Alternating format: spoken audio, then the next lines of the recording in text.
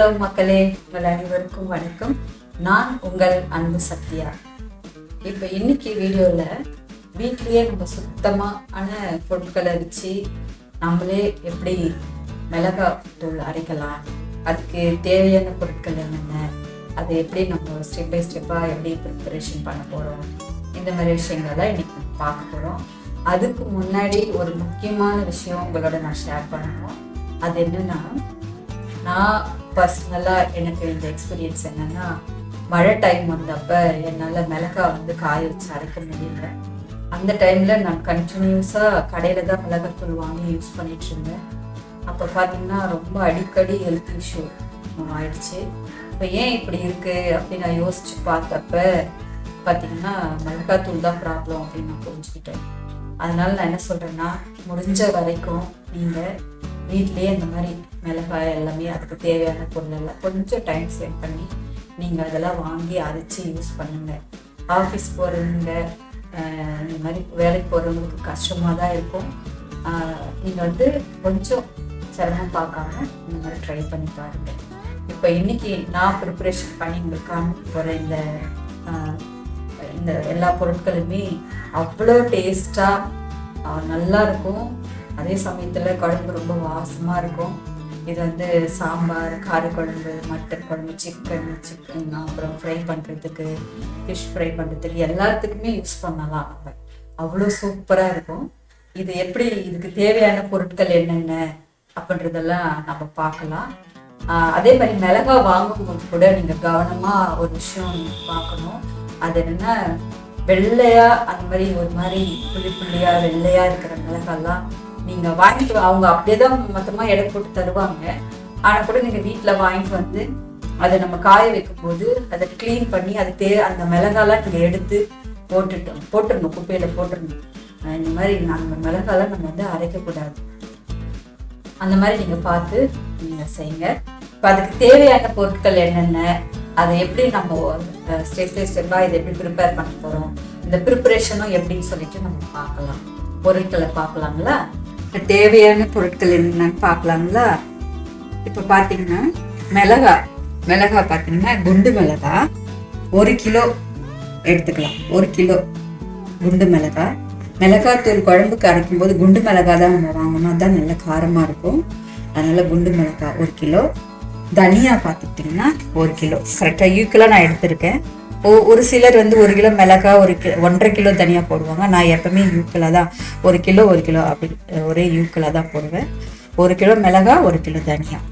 Next 100 gram மிளகு,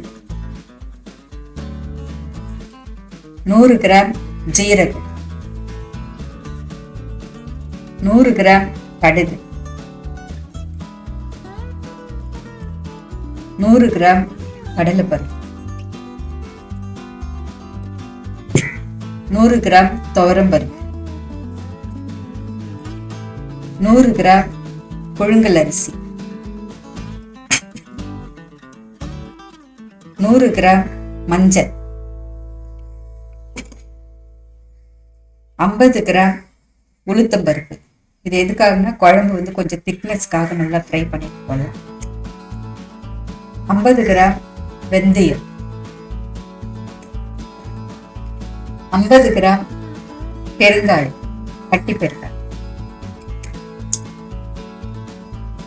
ஒரு 2 கைப்பிடி அளவுக்கு கருவேப்பிலை.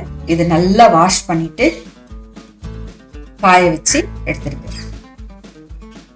இது எல்லாமே தனித்தனியாக நல்லா க்ளீன் பண்ணிவிட்டு நல்லா வெயிலில் காய வச்சு எடுத்து வச்சுருக்கேன்.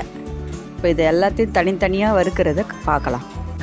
இப்போ அதில் 100 கிராம் சீரகம்,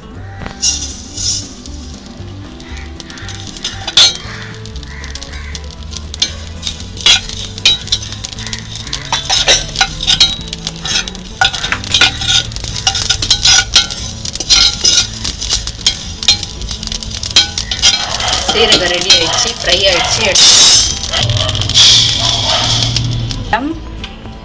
மிளகு,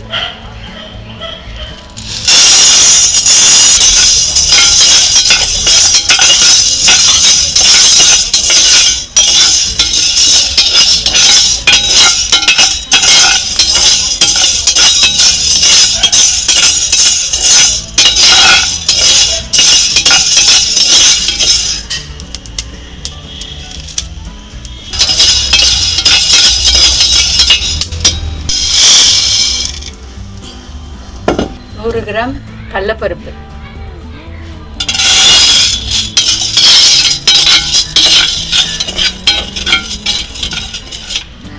100 கிராம் துவரம்பருப்பு அதிலே போட்டுடலாம். அது கொஞ்சம் ஃப்ரை ஆகிடுச்சு, அது கூட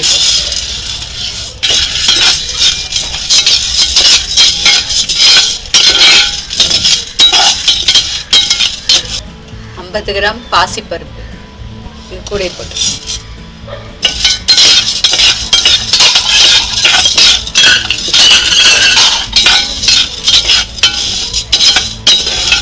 கொஞ்சம் சோம்பு போட்டு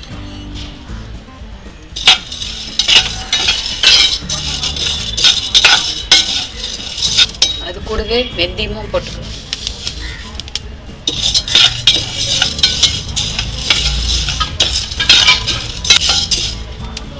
நூறு கிராம் கடுகு அது கூட போட்டுக்கலாம்.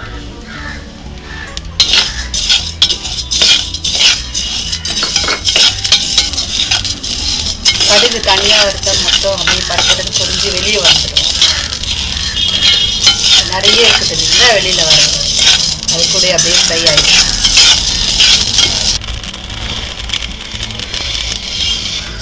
100 கிராம் புழுங்கல் அரிசி,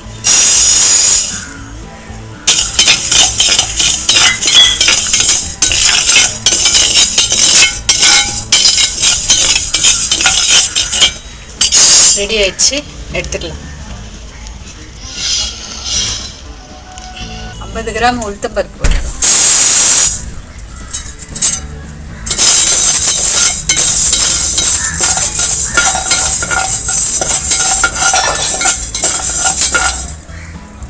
நூறு கிராம் மஞ்சள் அது கூட போட்டுக்கலாம்.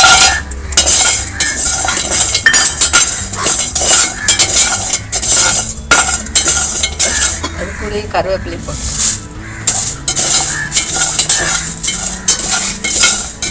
ரெடி ஆயிடுச்சு, எடுத்துக்கலாம். 50 கிராம் பெருங்காயம் ஃப்ரை பண்ணிக்கலாம்.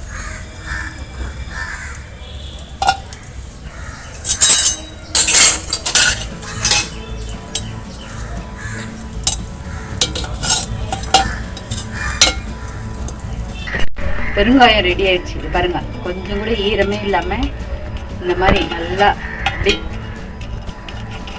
பொரி பொரி பொரி பொரி ஆகிடும். இது பவுட்ரு ஆகிடும். நல்லா ஃப்ரை ஆகிடுச்சு, ஈரமே இல்லாமல்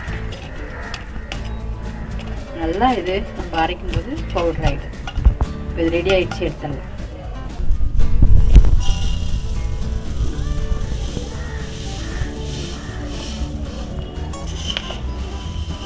ஃப்ரை பண்ண போகிறதில்ல, சும்மா கொஞ்சம் சூடு பண்ண போகிறோம். நல்ல வெயிலில் காஞ்சி தான் இருக்குது. ரெடி ஆயிடுச்சு, போதும், எடுத்துடலாம்.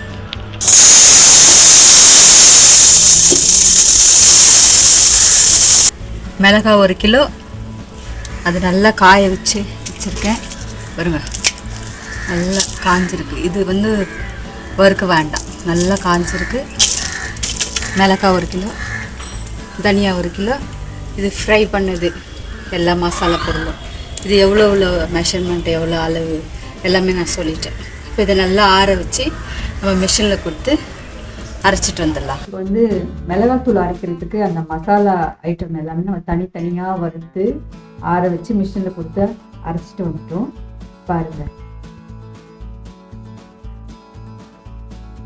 இதுதான். இது இந்த பாக்ஸ் திறந்த உடனே அவ்வளோ வாசமாக இருக்குது.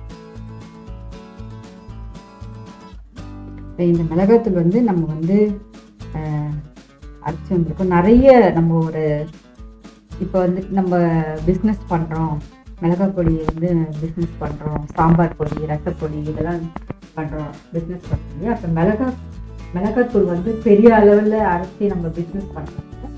அது பூச்சி வராமல் இருக்கிறதுக்கு என்னென்னா எண்ணெய் கலந்து வைப்பாங்க. அரைச்சிட்டு வந்து ஆற வச்சுட்ட பிறகு எண்ணெய் வந்து 1 கிலோ மிளகாத்தூளுக்கு 100 ml விளக்கெண்ணெய், கேஸ்டர் ஆயில், அதை வந்து லேசாக அப்படியே ஊற்றி மிக்ஸ் பண்ணி அதை வந்து கலந்து டப்பாவில் வச்சு, அப்போ வந்து பூச்சி வராமல் இருக்கும். ரொம்ப நாள் 1 வருஷம் ஆனாலும் நல்லா இருக்கும் மிளகாய்.